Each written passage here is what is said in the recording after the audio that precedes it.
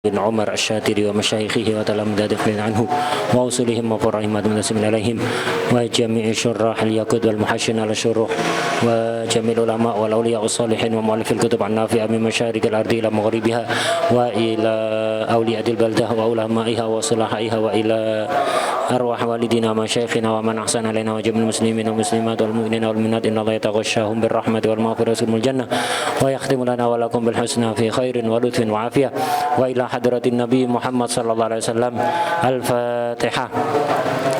بسم الله الرحمن الرحيم الرحمن الرحيم مالك يوم الدين إياك نعبد وإياك نستعين اهدنا الصراط المستقيم صراط الذين أنعمت عليهم غير المغضوب عليهم ولا الضالين آمين. Bismillahirrahmanirrahim. Alhamdulillahirabbil wassalatu wassalamu ala sayyidina wa maulana Muhammad wa ala alihi wa sahbihi ajma'in. Amma ba'd.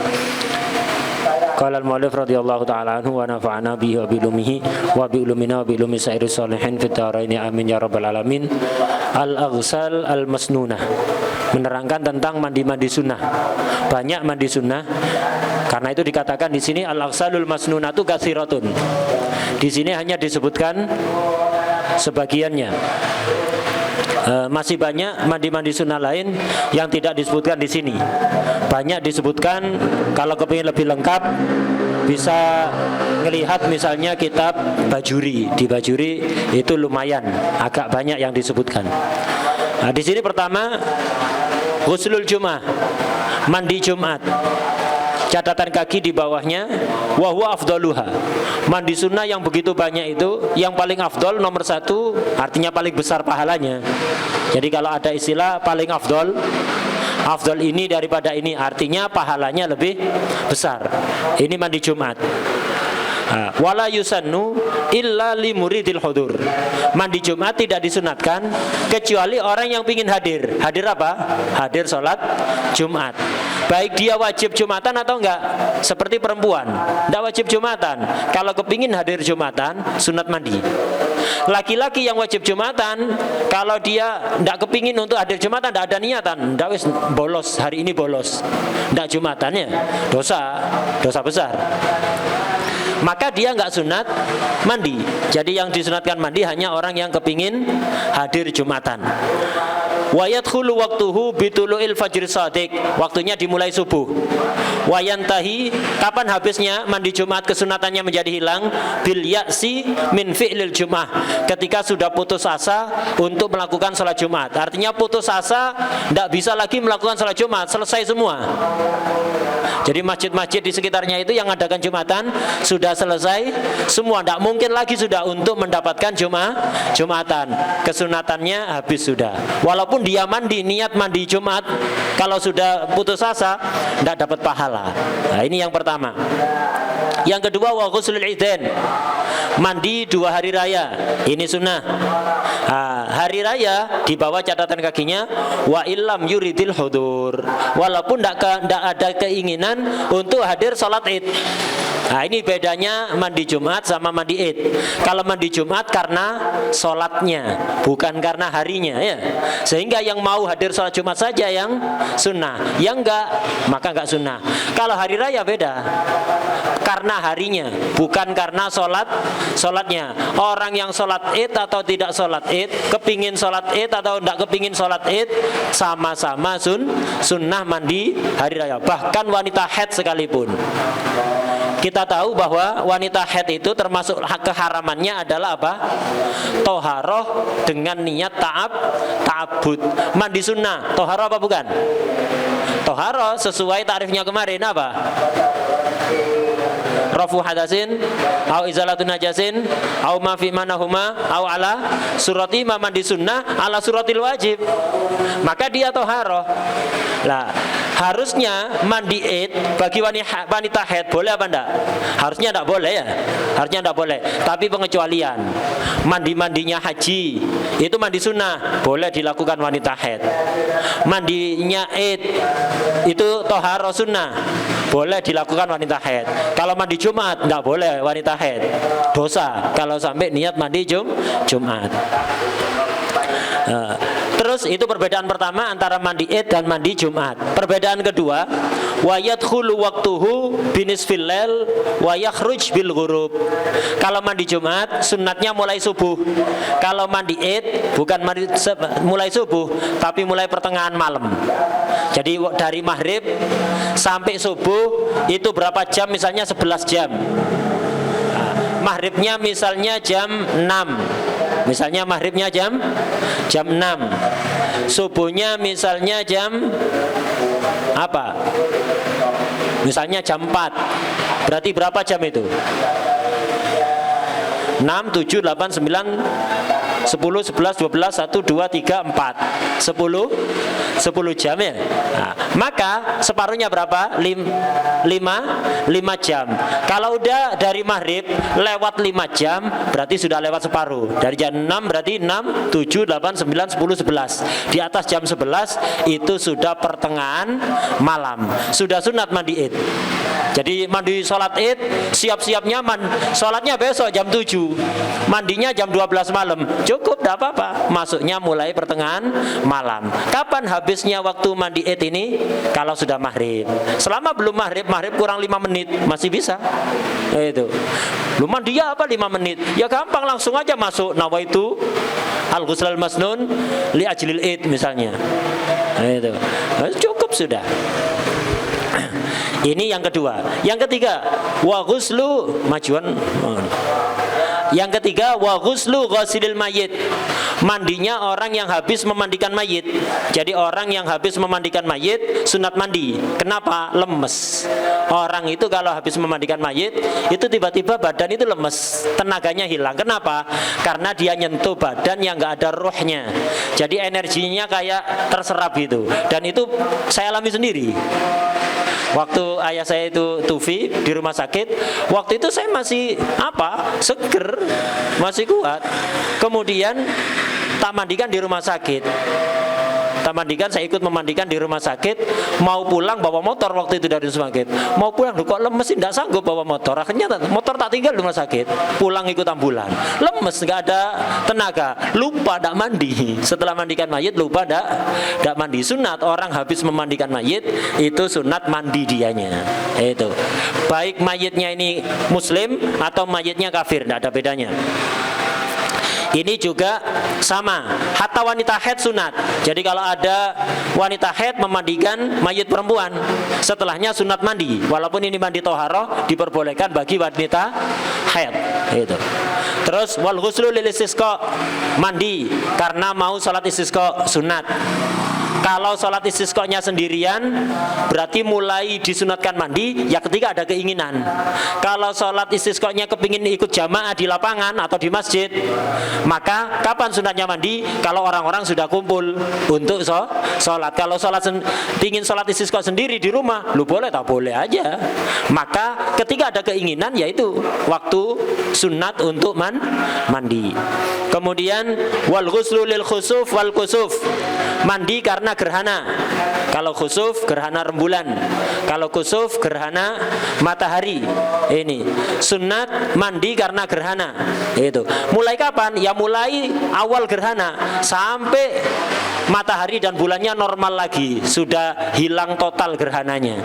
Jadi untuk sunatnya pokok permulaan gerhana sudah dianjurkan, tidak nunggu total ya, tidak nunggu total. Ini insya Allah di akhir Ramadan nanti akan ada gerhana. Tanggal 29 Ramadan insya Allah kalau berdasar perhitungan falak itu ada gerhana. Cuman sholat gerhana itu tidak boleh hanya berdasar hisab, harus melihat gerhana. Kalau gerhananya terlihat baru boleh sholat, sunat sholat. Kalau gerhananya tidak terlihat, walaupun di tanggalan-tanggalan disebutkan gerhana saat ini, tapi tertutup mendung kayak kemarin itu ya, tertutup mendung, belum boleh sholat. Itu belum boleh sholat, nunggu. Jadi ada satulah yang mau sholat gerhana itu keluar untuk menyaksikan, untuk nginceng bulannya, untuk nginceng bulan. Kalau udah gerhana, sudah gerhana, baru boleh sholat. Kemudian wali islamil kafir, orang kafir masuk Islam, sunat mandi. Cuman di catatan kakinya itu mandinya sunat kalau ketika kafir tidak pernah junub, tidak pernah haid. tidak pernah nifas. Kalau dulu pernah junub, pernah haid, pernah nifas, maka ada dua mandi. Mandi sunat karena masuk Islam, mandi wajib untuk menghilangkan hadas besar. Lah di sini dikatakan wa yadkhul waqtuhu bil Islam. Kapan sunnah? Ya sejak masuk Islam. Setelah baca syahadat masuk Islam, memahami maknanya syahadat, baru tuntun. Ini awas salah kaprah. Kadang orang kafir mau masuk Islam, ayo sini tak bimbing masuk Islam. Ya apa? Baca asyhadu alla ilaha illallah wa asyhadu anna Muhammad Rasulullah. Percuma kalau dia tidak ngerti maknanya. Tidak masuk Islam dia, tidak jadi Islam ya. Tidak sah Islamnya. Caranya apa? Dikasih tahu makna globalnya sendiri. Ayo bersyahadat ya, mengucapkan asyhadu alla ilaha illallah wa asyhadu anna Muhammad Rasulullah. Maknanya itu begini, bahwa sampean mengakui dan mengikrarkan tidak ada Tuhan yang benar, yang berhak untuk disembah kecuali Allah, dan bahwa Nabi Muhammad SAW adalah utusan Allah untuk seluruh alam, untuk seluruh alam. Sudah faham maknanya, meyakini, iya, ayo baca syahadat. Begitu ya. Nah, begitu. Tuntun syahadat. Setelah itu sunat mandi. Jangan disuruh mandi dulu yang bersih, yang wangi, baru syahadat. Lah kalau mati di kamar mandi gimana? Ahlul nar ya, akhirnya masuk neraka ya. Itu. Enggak apa-apa kotor-kotor, hatta najis semua badannya. Enggak apa-apa. Berlumuran darah, berlumuran khomer, enggak apa-apa, udah suruh masuk Islam dulu. Mandi dulu, ganti pakaian sana. Enggak sopan, masa baca syahadat gini. Loh, kalau nanti ganti pakaian kepreset terus mati, ya apa? Mati kafir dia, naudzubillah. Nah, suruh Islam dulu, setelah itu suruh membersihkan diri. Nah, begitu yang benar. Apalagi nunggu Jumat, nanti aja kalau pas Jumatan, biar dilihat banyak orang. Bahlul ini ya. Itu. Bukan begitu. Ya udah apa-apa, suruh Islam dulu, nanti Jumatan diumumkan. Suruh baca syahadat lagi, ya syahadatnya jadi dzikir, bukan untuk masuk Islam, karena dia sudah masuk Islam. Baca syahadat lagi di depan orang banyak, disaksikan orang banyak, ya sebagai dzikir saja, pengukuhan saja, taukid saja ya. Nah, itu seperti, jangan nunggu Jumat, nanti aja Jumat. Enggak usah, langsung seketika. Nah, kemudian diteruskan di situ, itu sunatnya mulai dia masuk Islam. Sampai kapan? Wa yafutu bituliz zaman au bil i'rad. Hilang kesunatannya ketika sudah lama atau sudah berpaling. Orang masuk Islam tidak mandi-mandi sampai seminggu tidak mandi, ya sudah tidak sunat sudah. Atau ayo mandi. Kenapa? Baru masuk Islam sunat mandi, malas dingin. Ya udah, tidak mau mandi, tidak mau. Maka sudah bersih kok, maka ya hilang kesunatannya ya. Itu. Wa yusanu ayyaktasila bima'in wasidrin. Sunat mandi pakai air dan dicampuri daun bidara. Itu, daun bidara.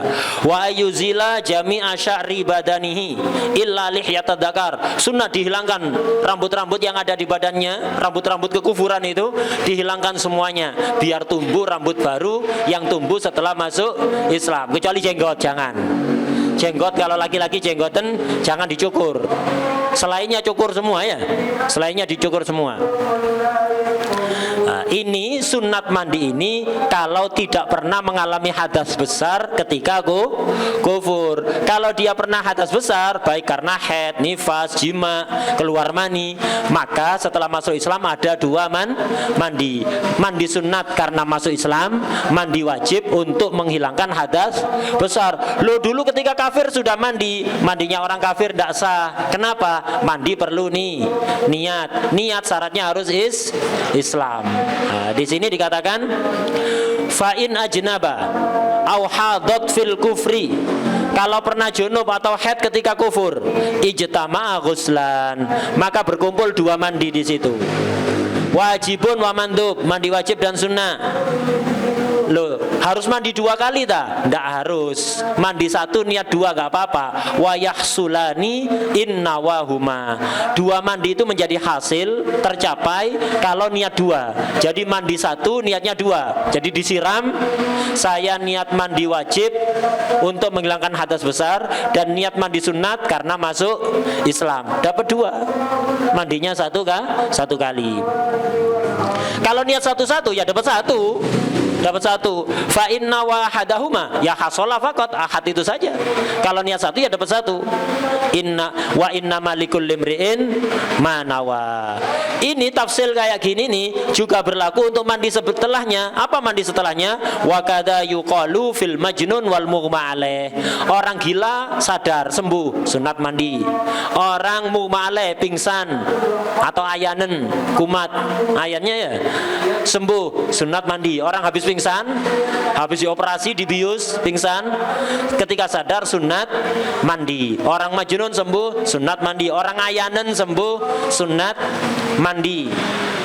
Ini sunat kalau ketika gila, ketika pingsan, ketika mughma alaih, ketika ayanen tidak mengalami hadas besar. Kalau mengalami hadas besar, kena dua mandi, dua wajib, mandi wajib dan mandi sunnah. Balik ke atas lagi.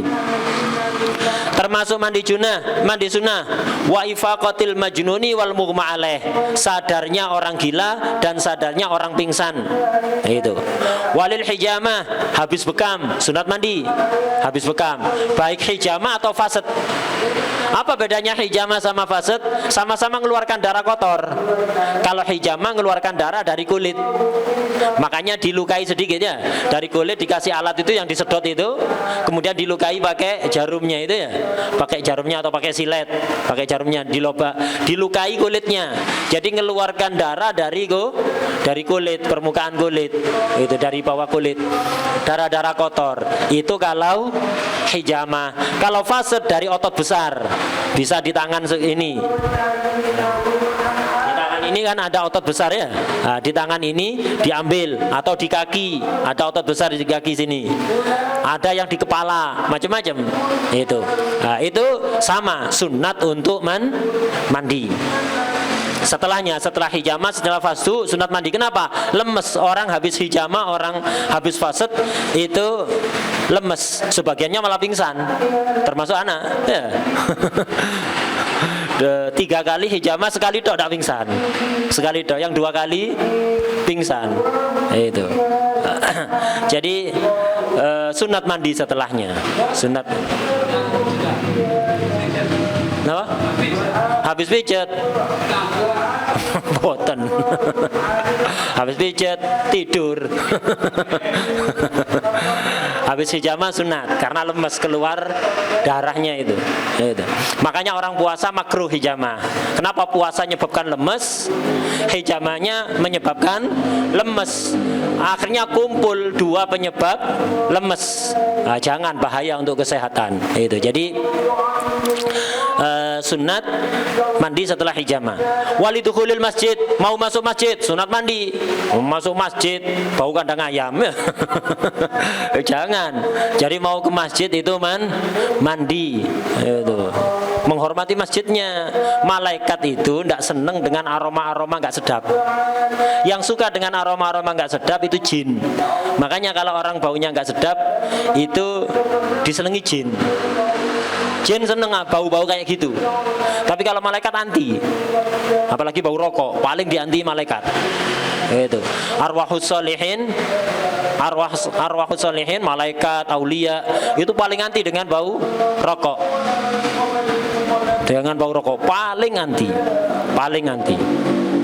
Nah, jadi karena itu malaikat rahmah nggak suka. Nah, jadi orang menjauhkan rahmat dari dirinya sendiri. Dan ini nyata. Ini nyata. Nah, jadi ada dulu itu orang kiai. Cuma ketika hidup omongannya sering menyakiti orang lain. Orang alim, tapi kalau ngomong sering menyakiti hati orang.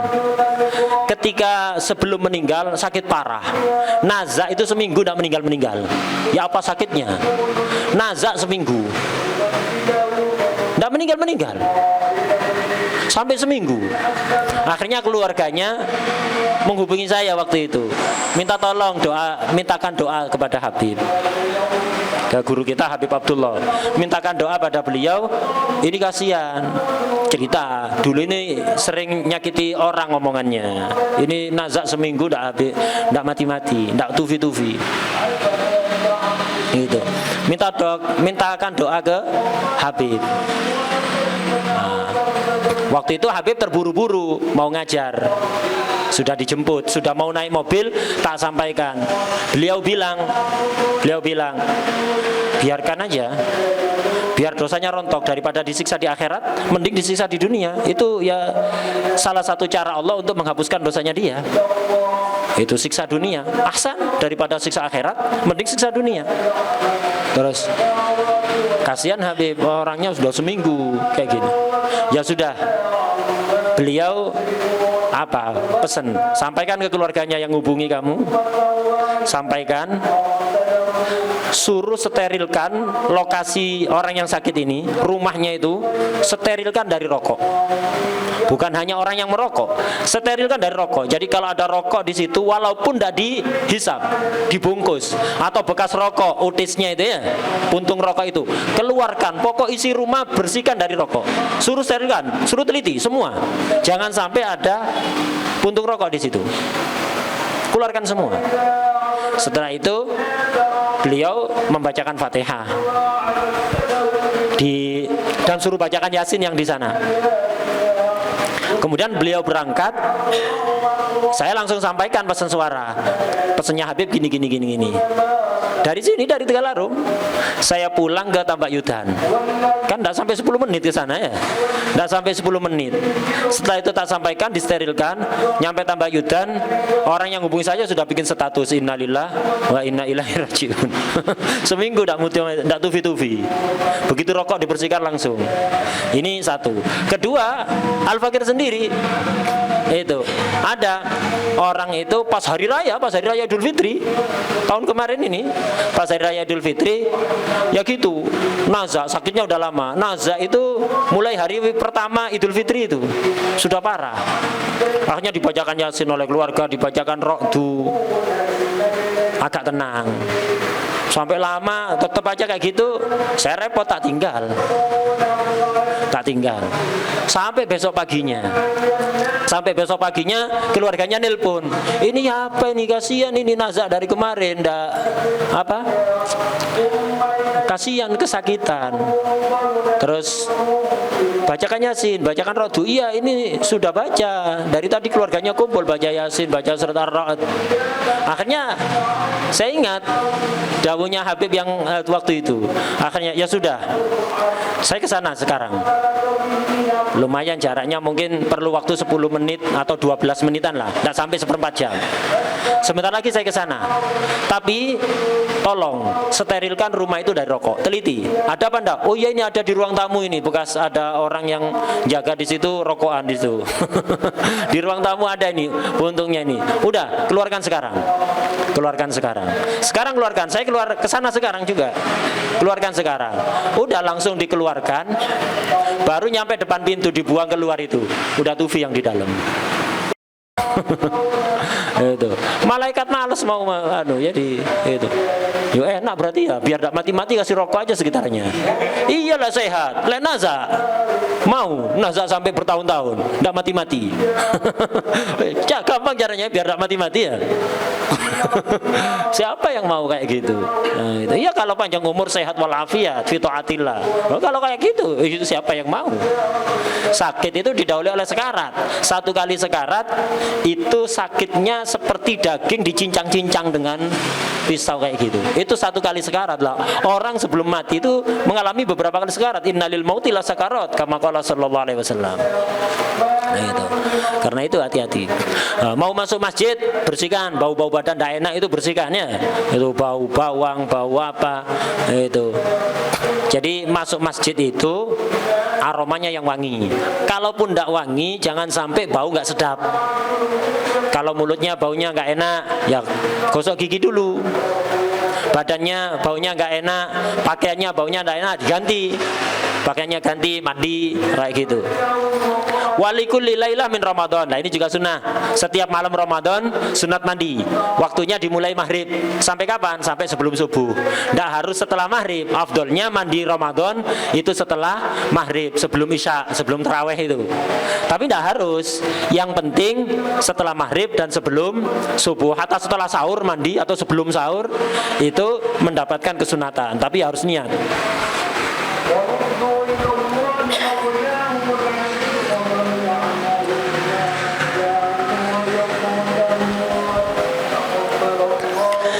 Termasuk mandi sunnah nggak disebutkan di sini. Setiap mau berkumpul dengan orang lain untuk majelis kebaikan, untuk baca maulid, sholawatan, manakipan, tahlilan, pengajian, dars.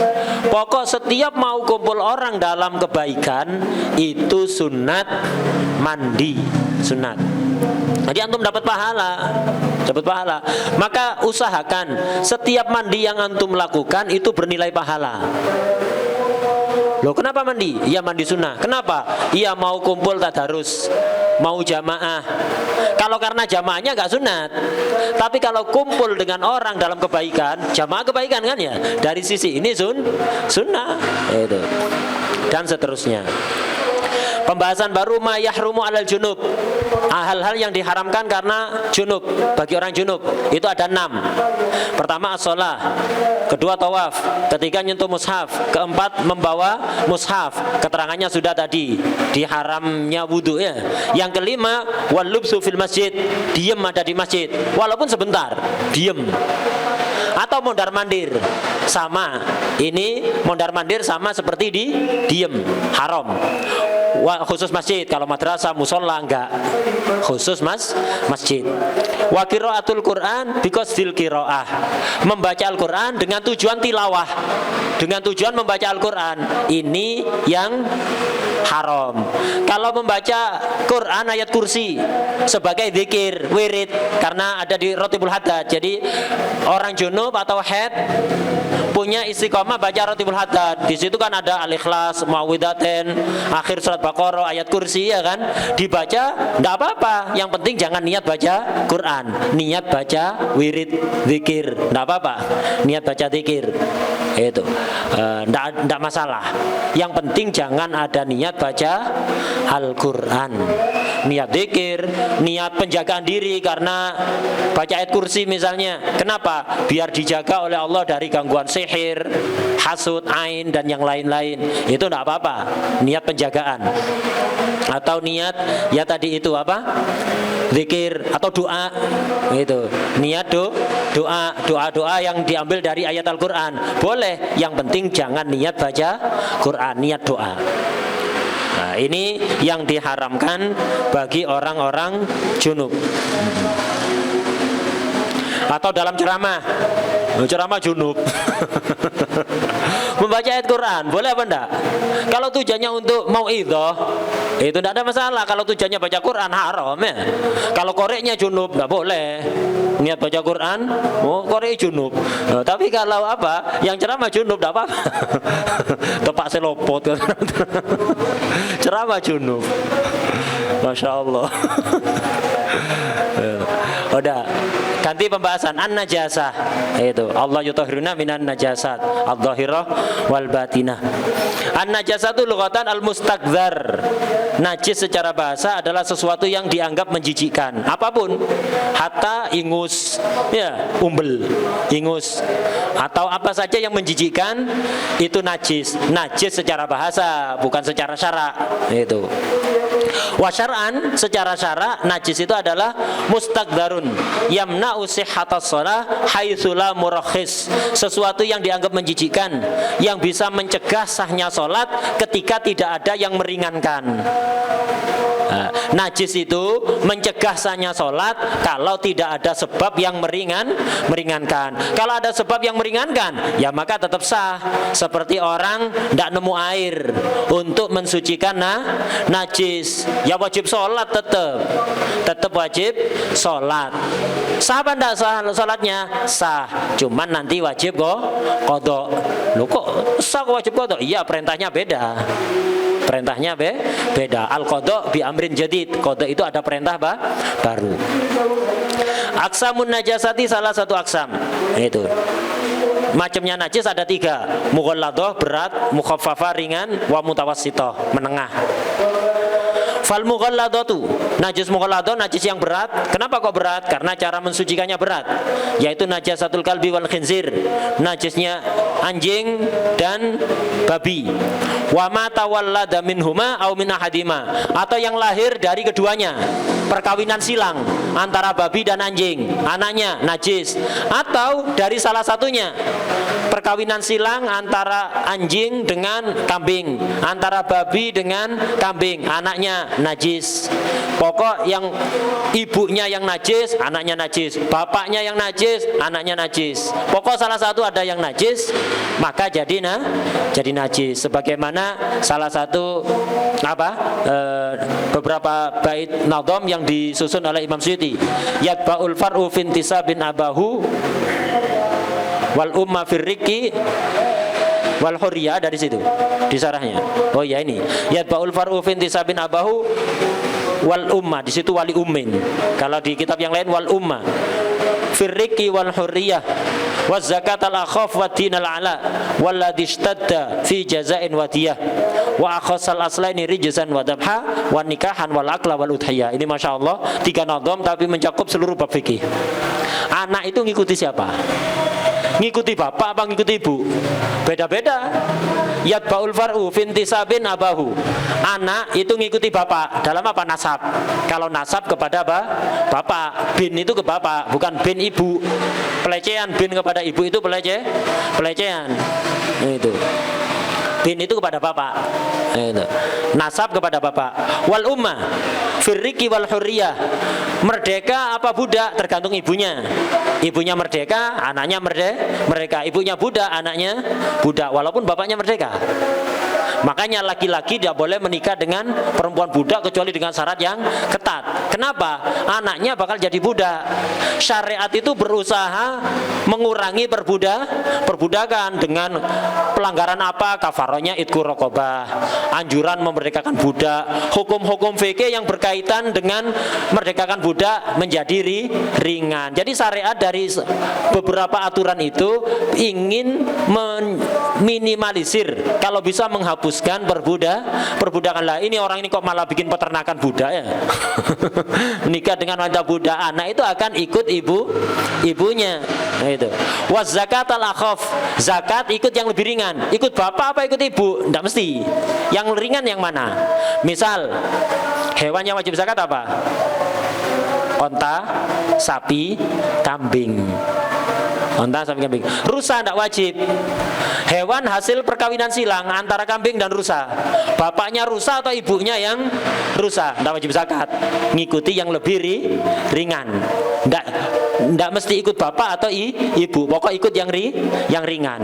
Yang satu wajib zakat, yang satu nggak wajib. Yang ringan yang nggak wajib. Ya, itu.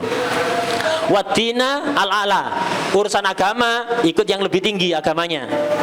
Yang paling tinggi ya inna dina indallahil Islam.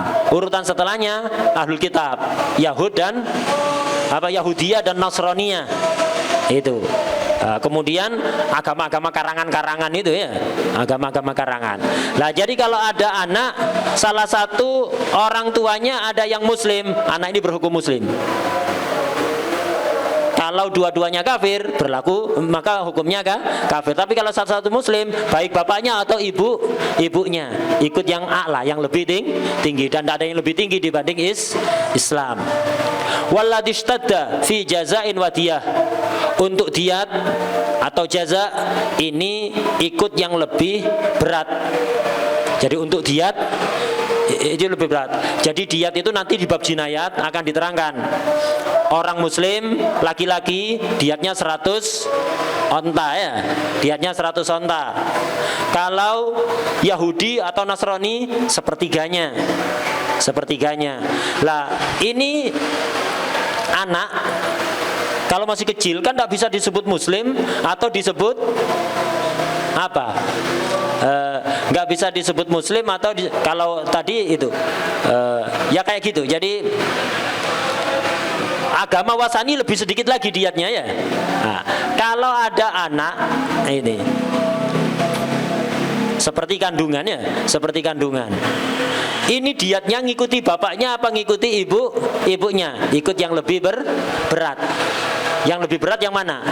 Diatnya yang lebih besar, ibunya apa bapaknya? Ikut yang berat. Nanti akan diterangkan di bab jinayat. Tidak usah diterangkan sekarang karena akan menghabiskan waktu nanti ya. Itu. Wa akhasal aslaini rijsan wa dzabhan. Itu. Dalam jaza juga sama. Jaza itu seperti apa? Jaza ketika orang ihram kan tidak boleh mengganggu hewan liar yang bisa dimakan yang ada di tanah haram atau di luar tanah haram bagi orang ihram, tidak boleh. Nah, ini kalau sampai mengganggu sampai mati ada dendanya. Ada dendanya. Itu. Lah, kalau ada hewan belasteran, ini ngikuti siapa ini dendanya? Ngikuti bapak apa ibu? Ngikuti yang lebih berat. Itu. Wa akhassal aslaini rijsan wa dabhan wa nikahan wal akla wal udhiyah. Untuk dalam urusan najis, penyembelihan halal, penyembelihannya halal apa enggak? Kemudian nikah halal dinikahi apa enggak? Wal akla boleh dimakan apa enggak, wal udhiyah boleh jadikan hewan kurban apa enggak, ya termasuk akikoh. Itu. Ini ngikuti akhassal aslain. Kedua dari orang tuanya itu yang lebih hina. Artinya dalam najis kayak tadi itu. Hewan hasil perkawinan silang antara anjing dengan kambing, yang lebih hina yang mana? Anjing kan ya? Anjing najis, kambing suci. Anak blasteran ini ngikuti yang mana? Yang akhassal aslain, yang lebih rendah, ngikuti anjing. Berarti najis. Loh, bapaknya kambing kok, ndak ikut bapak, ikut ibu. Oh, ibunya kambing, ndak ikut ibu, ikut bapak. Ikut yang lebih jelek. Wadabhan, sembelihannya halal apa enggak? Kemarin kita sudah ngadakan daurah penyembelihannya.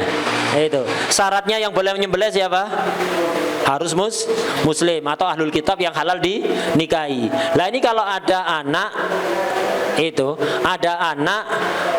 ibunya atau bapaknya muslim atau bapaknya Yahudi yang memenuhi syarat, ibunya Majusi, tidak halal sembelihannya.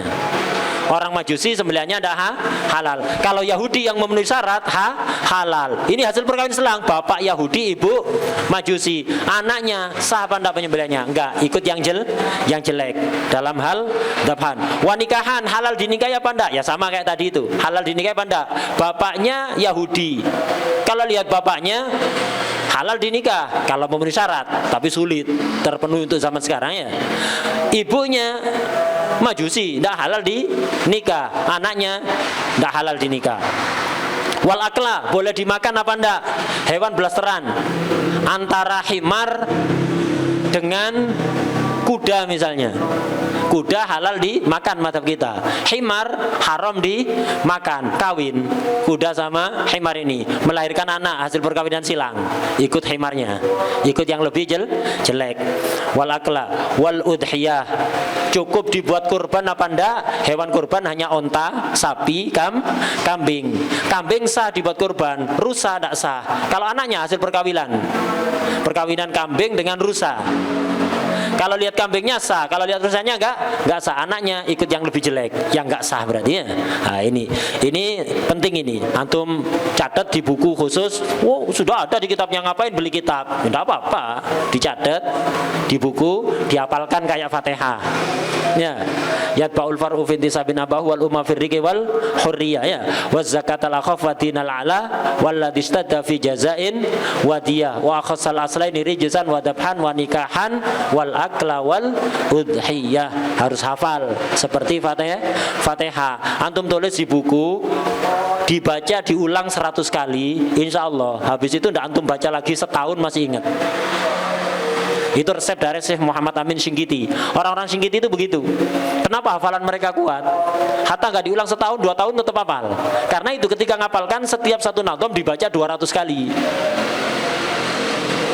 Habis itu 2 tahun dan antum baca nggak lupa. Seandainya lupa sedikit-sedikit, dipancing ujungnya aja bisa neruskan. Kalau bacanya cuma 5 kali, itu jangankan setahun, sebulan lupa. Jangankan dipancing ujungnya, dipancing separuh tidak nyaut, tidak connect ya. Karena waktu ngapalkannya begitu, kepingin dapat banyak. Nah, ini termasuk afatnya. Sebagian santri itu kadang-kadang tidak telaten. Waduh, kalau satu nadham diulangi 200, 150 atau 100, ya sehari hafal 3, ahsan. Enggak, 5 kali, 10 kali sudah hafal. Sehari bisa dapat 30. Ya, dapat 30. dapat 30. Kalau sebulan dapat berapa? Sehari dapat 30. Sebulan 30 kali 30 ya. Berapa? 300, 900 ya. 900. Hafal alfiah sudah. Sebulan. 2 bulan suruh ngulangi. Hatta 50 nggak tahu ingat apa enggak. Tapi kalau sehari dapat 3, 10 hari dapat 30. Sebulan dapat 90. Yang ini dapat 90. Yang tadi dapat 1000. Itu. Dapat setengah tahun coba. Yang tadi sebulan hafal 1000, suruh ngulang. Hatta 50 enggak ingat. Kalau yang ini 90 ingat semua, tidak ada yang lupa. Hasan mana? Nah, kadang kita itu kepingin pokoknya cepet hafal gitu. Iya, tapi cepet lupa juga. Sesuatu yang instan-instan datangnya, perginya juga instan nanti. Yang datangnya gampang, perginya gampang. Gampang seperti itu. Jadi harus dibaca ya hatta enggak 200 ya 100 atau berapa yang banyak biar enggak gampang lupa. Seandainya antum enggak murojaah sampai setahun, untuk nginget-nginget lagi itu gampang. Untuk nginget-nginget lagi gampang. Kenapa? Hafalannya kuat. Itu resep dari Syekh Muhammad Amin Syinqiti. Beliau waktu itu sempat ngadakan semacam kajian lah, yaitu bagaimana resep untuk ngapalkan. Nah, itu di Hotel Dalwa waktu itu. Di Hotel Dalwa bikin itu. Kemudian ketika keliling kemana-mana sempat disampaikan juga itu bagaimana cara biar hafalan itu kuat. Ya harus begitu.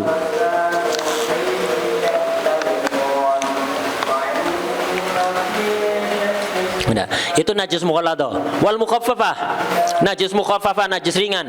Itu apa? Najis mukhalladah ya itu aja udah.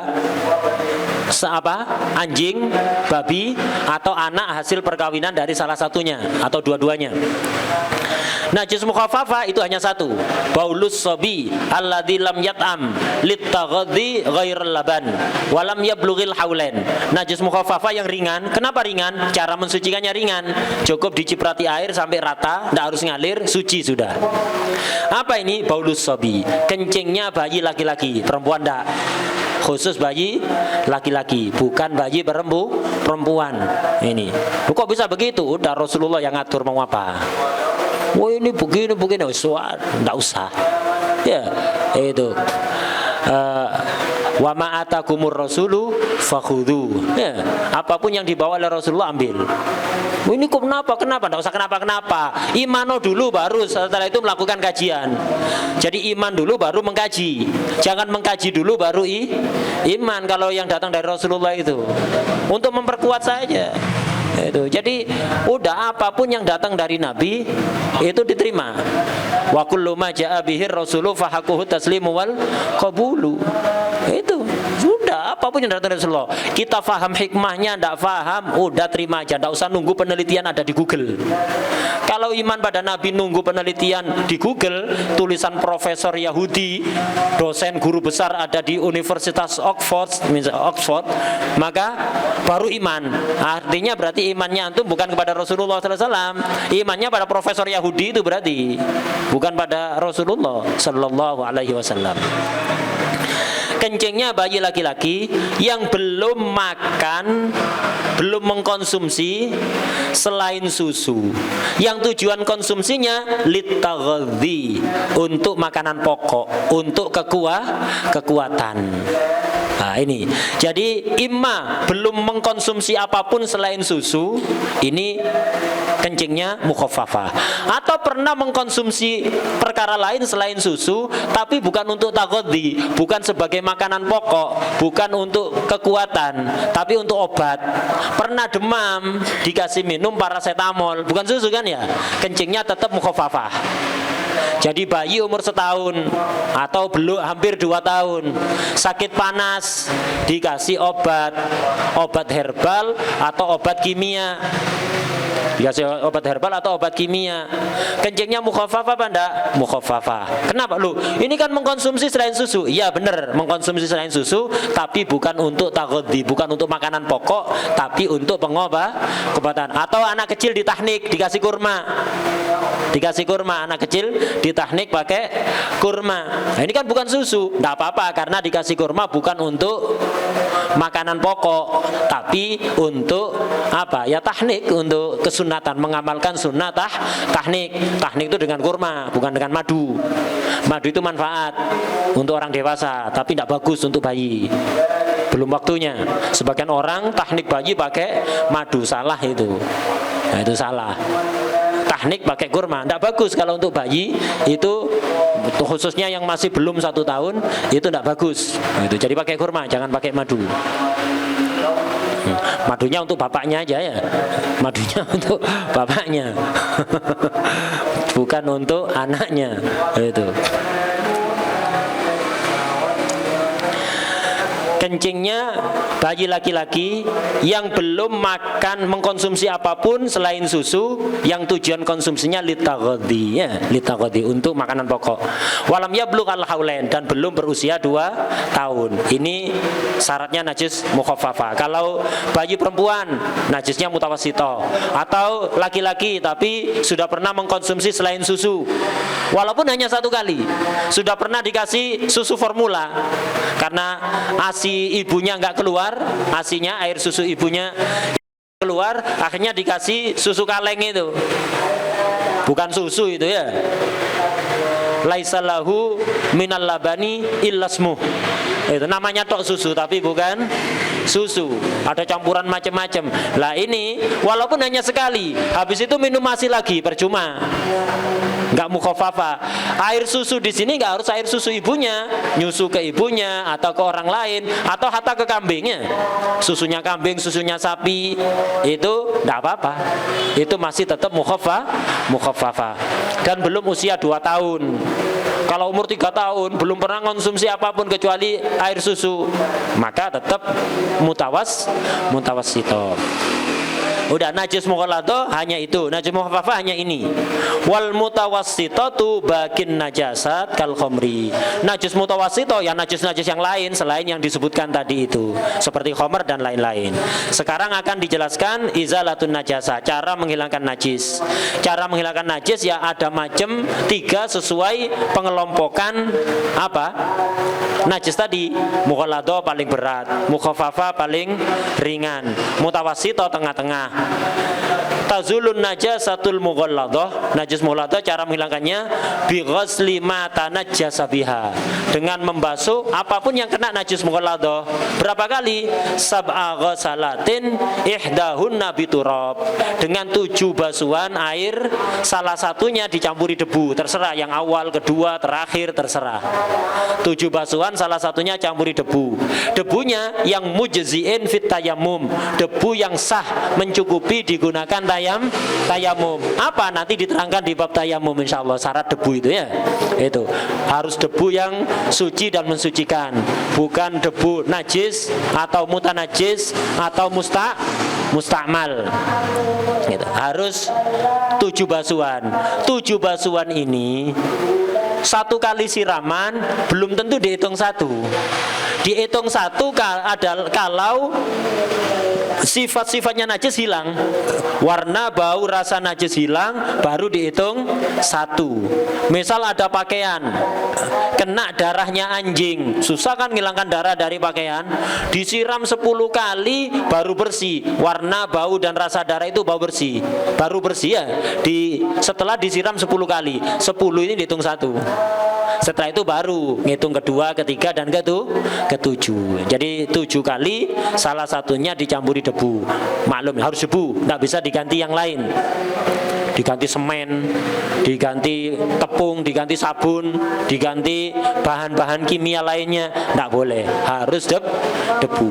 Nah, Wal mukhaffafatu, najis mukhaffafah itu cara mensucikannya birasyi mata najasa biha bima'in ya ummuhu, dengan menciprati perkara yang kena najis mukhaffafah, diciprati dengan apa? Bima'in, dengan air ya ummuhu, yang merata ke tempatnya najis, yang merata ke tempatnya najis. Ini cara menghilangkan najis mukhaffafah. Jadi diciprati air sampai air itu merata ke tempat yang terkena najis. Tidak harus sampai ngalir. Itu bedanya rosyu sama ghuslu. Kalau ghuslu sampai ngalir, kalau rosyu yang penting rata. Yang penting rata. Cukup. Ini dohirnya sangat mudah sekali ya. Ciprati gitu aja sudah suci. Sebenarnya tidak jauh beda dengan najis mutawassito. Karena apa? Najis mukhaffafah ini bisa suci dengan cara seperti ini, dengan catatan sifat-sifat najisnya harus hilang. Bau, warna, rasa najis itu harus hilang. Kalau udah hilang ya nggak suci. Dan kalau kena ompol masih basah gitu, harus dikeringkan dulu atau diperes sampai hampir kering. Kayak pakaian diputar di pengering itu ya. Harus seperti itu. Dikeringkan dulu, dijemur sampai betul-betul kering, atau diperes sampai hampir kering, seperti pakaian yang dimasukkan dalam pengering pakai pakaian mesin cuci itu. Setelah itu baru diciprati. Diciprati. Setelah diciprati cek warna, rasa, bau najis masih ada apa enggak? Oh enggak ada, suci. Kalau masih ada tetap najis. Atau masih ada ompolnya, masih basah itu langsung diciprati begitu saja. Ya enggak suci kalau kayak gitu. Ini yang mau tamat. Terus sisi ringannya di mana? Kayak sedikit ya bedanya sama najis mutawassithah. Ya memang begitu dalam mazhab Syafi'i. Ini yang mutamat. Tapi ada sebagian pendapat ya dalam mazhab kita ya enggak seperti itu. Rasulullah pernah kok gendong bayinya ngompol ada di pangkuan Rasulullah SAW. Langsung Rasulullah minta air diciprati gitu aja. Enggak dibawa ke pengering dulu, enggak dibawa ke laundry pengering. Tolong ini keringkan habis itu diciprati. Enggak langsung. Dohirnya itu. Karena dohirnya hadis ini sebagian ulama mengatakan ya enggak seperti itu. Kalau seperti kayak tadi yang diterangkan itu, mana sisi takhfifnya? Langsung aja diciprati suci. Itu sebagian ulama. Tapi yang mutamat tadi itu ya. Yang mutamat apa? Harus hilang sifat-sifatnya, warna, rasa dan bau. Di catatan kakinya itu ada, nanti bisa dibaca. Kemudian terakhir najis mutawassithah. Najis mutawassithah di sini dibagi dua. Ada mutawassithah ainiyah, ada mutawassithah hukmiyah.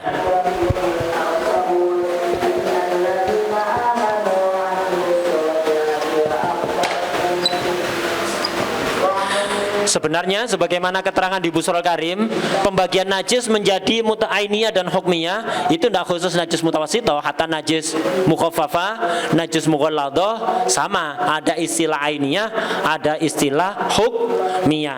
Cuman yang kebanyakan di kitab-kitab yang dibagi ini. Najis itu dikatakan ainiyah kalau masih ada bendanya, atau bendanya sudah nggak ada tapi masih ada sifatnya, masih ada warna, bau, rasa. Ini namanya ainiyah. Lantai kena ompolnya masih ada basah, ainiyah. Sudah dilap sampai kering tapi masih ada bau pesing, nah, itu maka juga dikatakan ainiyah. Kapan dikatakan hukmiyah? Hukmiyah itu kalau sudah nggak ada bendanya, nggak ada warna, nggak ada rasa, nggak ada bau. Jadi kayak lantai kena ompol, dilap pakai kain kering. Setelah dilap pakai kain kering, diambilkan kain, dibasahi air sedikit, digosok-gosok sampai baunya betul-betul hilang. Bau, warna, rasa nggak ada. Tapi karena belum disiram masih najis. Cuman karena tidak ada warna, rasa dan bau disebut hukmiyah. Cara mensucikannya kalau hukmiyah enak. Ya tempat yang najis itu aja siram pakai air secukupnya. Langsung suci seketika. Walaupun masih basah, tidak usah diperes, tidak usah apa. Suci. Ya. Jadi kalau kepingin mensucikan najis gampang, praktis, jadikan hukmiyah. Ya. terutama kayak di karpet, kayak di lantai tengah masjid, di tengah-tengah ya. Ada ayam masuk ke masjid, buang kotoran di masjid, di lantainya itu, di tengah. Ini kalau nggak ngerti caranya, belum dijadikan hukmiyah, langsung disiram pakai air. Kemana-mana airnya, sak masjid najis semua. Asalnya sak tul yang najis. Gara-gara nggak ngerti takmirnya, sak masjid najis semua. Karena itu perlu ilmu, khususnya bagian kebersihan masjid, kebersihan musola itu harus betul-betul ngerti hukum ini. Kalau ndak wes kacau semua nanti ya. Bagian kebersihan itu jangan pokok rajin membersihkan aja, harus dikasih pengetahuan. Ya minimal urusan najis ini harus itu. Kalau ndak najis semua masjid itu nanti. Caranya apa? Yaitu tadi dijadikan hukmiyah. Oh, ada kotoran ayam, ya sudah, ambil kain atau ambil tisu, diambil kotoran ayamnya itu, dibuang, kemudian dicek tempatnya ini masih ada warna, bau, rasa najis apa enggak. Enggak usah didilat untuk membuktikan, kira-kira aja ya. Kalau bau enggak apa-apa dicium. Oh, masih ada, berarti belum hukmiyah. Dilap lagi, ambilkan air sedikit, digosok dilap pakai kain itu, biar menjadi hukmiyah. Dilap, sudah. Oh, dicek sudah tidak ada bau, tidak ada warna. Ya rasa insya Allah tidak ada, karena udah dibersihkan, tidak usah dijilat ya, tidak usah dibuktikan. Itu, udah. Habis itu, udah, air ini cukup sudah. Tadi yang ada najisnya itu, kemudian yang ketika di air dilap kan agak melebar kan ya. Ya yang melebarnya itu seukuran Bapak, udah, air ini sudah siramkan, suci. Walaupun masih basah, belum dilap, suci sudah ini. Paham ya? Itu gampang, kalau jadi hukmiyah gampang, langsung suci. Hatta karpet kena ompol, karpetnya besar. Kalau nggak ngerti caranya, ribet ini. Udah jemur aja. Terus yang bagian ada kencingnya itu ditandai, dilap pakai kain yang agak basah itu, digosok pakai kain basah, dijemur sampai baunya tidak ada. Setelah itu siram pakai air secukupnya. Oh, udah, walaupun masih basah suci. Ya, itu caranya. Kalau nggak ngerti caranya, tambah najis semua. Paham ya? Jadi kalau najis hukmiyah disiram secukupnya dengan air sampai ngalir, udah. Ya ngalir, maksudnya ngalir bukan ngalir deras kayak banjir itu. Pokoknya airnya jalan gitu ya. Nah, itu suci. Kalau najis ainiyah, cara mensucikannya apa? Harus disiram berapa kali? Ya pokok sampai warna, bau dan rasa itu hilang. Kalau sekali langsung hilang ya sudah. Kalau enggak, ya tambah najis semuanya. Kalau kayak di lantai misalnya ada anak tangga, ya ada tangga, di situ ada ompol. Yang paling bawah itu ada ompol. Antum siram pakai air langsung, nggak usah dilap. Ya sudah, suci yang atas itu. Najisnya pindah ke bawah. Nah, itu najisnya pindah ke bawah. Tapi kalau di tengah antum siram kayak gitu, tambah merata kemana-mana najisnya. Cara yang gampang, praktis, mudah, dilap dulu, dijadikan hukmiyah, baru disiram. Udah. Wal mutawassitatul ainiyah, najis mutawassitah ainiyah, apa itu? Wahyal lati laha launun au rihun au ta'mun, najis yang punya warna, punya bau, punya rasa, salah satu aja sudah ainiyah itu namanya. Ini caranya apa? Bi izalati launiha wa rihiha wa ta'miha, caranya menghilangkan warna, bau dan rasa. Ai bilma, enggak ada ya. Menghilangkannya dengan air, enggak cukup pakai tisu basah, enggak cukup dilap. Awas ya, awas jangan salah paham. Oh, ini najis ainiyah enak, menghilangkannya cukup dihilangkan warna, bau, rasa. Artinya menghilangkan apa? Bilma, pakai air, disiram pakai air. Enggak cukup dilap tok atau pakai tisu basah, enggak cukup, harus dengan air.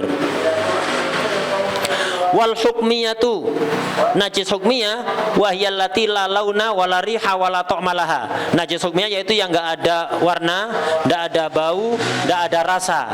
Itu imma karena kena cahaya matahari hilang bau, warna dan rasa, atau dilap tadi itu. Cara mensucikannya bijaryil ma'i ala ma tanajjas, dengan mengalirnya air pada tempatnya najis walaupun sekali, cukup sudah.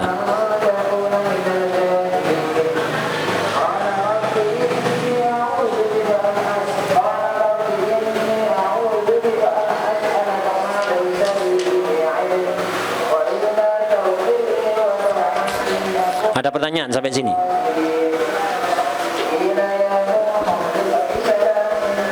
Apa? Kemudian tak singgung sedikit dulu pernah diterangkan waktu dares apa? Mukhtasar Latif, masalah ta'assur dan ta'adzur. Jadi dalam istilah bab najis ini ada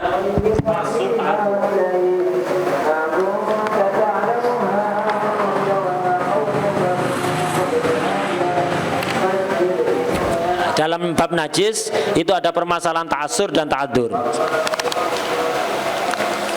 Tak terangkan cepat singkat gitu aja karena ini daurah yang kita tertuntut untuk ngejar targetnya. Beda kalau Mukhtasar Latif, dapat-dapatnya sudah, ndak harus hatam dengan waktu sekian, ndak. Itu karena dares yang nggak terikat oleh apa, harus hatam dalam waktu sekian. Kalau ini kan kita dibatasi waktu karena sifatnya ini daurah. Ta'assur dan ta'adzur tak terangkan singkat gitu aja. Najis itu tadi kan, najis mutawassithah itu suci kapan? Kalau disiram dengan air dan warna, bau, rasa itu menjadi hilang. Kadang itu ada najis bandel, dikucek, disabun, disikat, dikerik, di beberapa kali nggak hilang. Nah, ini maka harus bagaimana? Nah, ya harus diupayakan sampai terjadi ta'assur atau ta'adzur. Ta'assur ini khusus untuk laun atau rih, atau khusus laun atau rih. Najis itu kalau yang bandel warnanya atau baunya, rasa sudah hilang, tinggal warna saja atau bau saja. Warna yang bandel itu biasanya seperti darah yang kena pakaian, itu bandel sekali, susah dihilangkan. Bau ini yang bandel biasanya kalau kata orang Jawa tembelek lantungnya. Kotoran ayam yang naukhos itu, yang spesial ya. Kotoran ayam yang spesial itu hatta disabun kena tangan itu. Antum sabun berkali-kali itu baunya masih kuat itu. Baunya masih ada ya. Susah ini. Kata orang Jawa tembelek lantung, orang Jawa itu. Enggak tahu mustaknya dari mana itu ya. Itu. Nah, jadi ketika warna saja bandel atau bau saja yang bandel, maka ya harus diusahakan. Sampai berapa? Sampai ta'assur. Apa maksudnya sampai ta'assur? Yaitu dengan cara disabun, dikerik, dikucek, digosok, disiram 3 kali. Ndak hilang, tetap ada, suci. Kalau hanya warna atau hanya rasa, bukan rasa, hanya bau. Jadi kayak darah di pakaian ini. Darah di pakaian, udah disabun, dikucek, dikerik pakai kuku, disikat 3 kali, disiram 3 kali, nggak hilang warnanya. Tapi bau udah ada, rasa nggak ada, rasa darah, bau darah sudah ada, tinggal warnanya saja. Pokok kalau sudah disabun, dikucek, dikerik 3 kali, disiram 3 kali, masih ada, suci, bukan ma'fu, suci. Asalkan sudah dilakukan secara maksimal 3 kali itu tadi. Udah, suci sudah. Atau bau saja, ya tangan tadi itu yang kena tembelek lantung tadi itu ya. Udah diusahakan, dikerik, digosok-gosok itu, dikerik pakai kuku, disabun 3 kali, masih ada baunya, suci. Yang penting nggak ada warna, nggak ada rasa. Salah satu aja. Ini namanya ta'assur. Jadi kalau sudah terjadi ta'assur, khusus laun dan rih, terjadi ta'assur, hukumnya apa? Tohir sudah. Bukan ma'fu, suci. Suci sudah. Nggak wajib usaha lagi sudah ya. Ini ta'assur. Ta'adzur ini tempatnya di laun plus rih atau to'am. Ini laun plus rih atau to'am saja. Rasa itu sifat yang paling kuat. Jadi kalau ada najis pakaian atau badan atau apa saja, setelah diupayakan dicuci, masih menyisakan warna plus bau, dua-duanya kumpul. warna plus bau kumpul, atau rasa saja, apalagi rasa plus ini ya, rasa saja ini laun plus rih atau to'em, tidak hilang-hilang. Maka ini tidak cukup disabun, dikerik, dikucek, disiram 3 kali nggak cukup. Ya apa? Harus diusahakan semaksimal mungkin sampai muncul dugaan kuat bahwa ini nggak bakalan bisa dihilangkan kecuali dipotong pakaian ini sudah.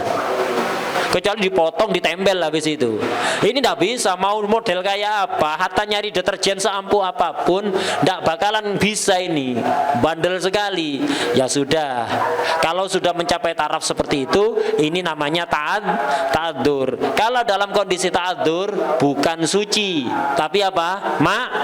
Ma'fu. Apa bedanya? Kalau yang di atas tohir, kalau suatu saat muncul deterjen ampuh yang bisa menghilangkan itu, tidak wajib dipakai.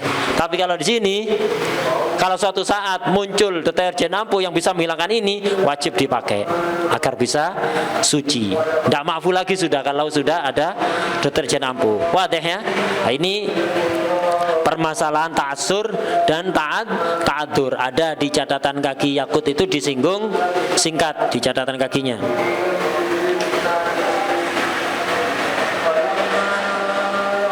Itu tak baca singkat itu aja, catatan kaki. Wala yadurru baqa'u launin au rihin, tidak bermasalah. Artinya suci sudah. La yadur di sini maksudnya suci, tidak masalah. Ketika masih menyisakan warna saja atau bau saja, warna saja atau bau saja. Kalau sudah ta'assur, sudah sulit dihilangkan, asuro. Apa dobitnya asuro?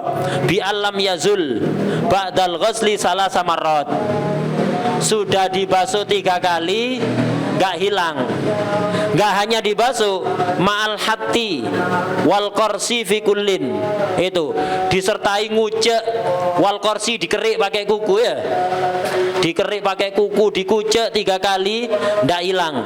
Wa ma'anah wisobunin, dipakai sabun yang tawakkofatil izalatu alaihi biqoli khoburin, yang mana menurut ahli nyuci ini harus pakai sabun agar bisa hilang. Sudah dipakai tetap tidak hilang setelah 3 kali sudah itu. Nah, maka tidak masalah, la yadur artinya cuci. Kita lompati wa yadurru baqaul launi warrihi ma'an. Tapi kalau laun plus rih kumpul, yadur ini artinya enggak suci. Awit ta'mu atau rasa saja, yadur ini enggak suci. Sampai apa? Sampai ta'adzur. Fa in ta'adzara zawaluha, kalau sudah enggak bisa, bukan sulit. Kalau asura itu sulit, kalau ta'adzur enggak bisa sudah. Maka ufiya anha, maka ma'fu. Ukurannya ta'adzur yaitu tadi, sekiranya enggak bisa dihilangkan dengan segala upaya kecuali dipotong. Ini pembahasan tentang apa? Ta'assur dan ta'adzur, masalah penting. Ini kita nyampe bab istinja. Insyaallah kita lanjut pada pertemuan berikutnya. Istinja, tayamum, ini tak usahakan besok selesai. Karena ini sebenarnya ini sudah kepanjangan, toharoh 2 hari tidak selesai ya, karena memang pertemuannya hanya 3 sesi. Biasanya 4 sesi, biasanya setiap hari itu 4 sesi. Di daurah-daurah sebelumnya 4 sesi. Ini karena 3 sesi sehingga nggak habis ini. Insya Allah diusahakan besok toharo ini habis sehingga lusa kita sudah masuk bab sholat. Nanti yang gampang-gampang ya tak cepatkan gitu aja, karena nanti muamalat lebih berat nanti ya. Muamalat lebih berat, dan muamalat di Yakut ini kalau antum faham sama takleknya, insya Allah biidnillah mempelajari muamalat di kitab atasnya itu sangat terbantu karena itu penting sekali. Bahkan bab zakat nanti, bab zakat, puasa, haji, antum faham Yakut, memahami kitab apapun di atasnya, bahkan minhaj sekalipun, Fathul Mu'in sekalipun, itu akan sangat terbantu, bukan berarti faham semuanya, sangat terbantu. Karena itu penting. Nah, untuk bab sholat nanti agak tak cepatkan. Nanti di bab zakat perlu agak pelan, bab haji perlu agak pelan, bab muamalat nanti awal-awal perlu agak pelan, belakangnya mirip-mirip sudah. Itu. Insya Allah. Wallahu alam. Al-Fatihah.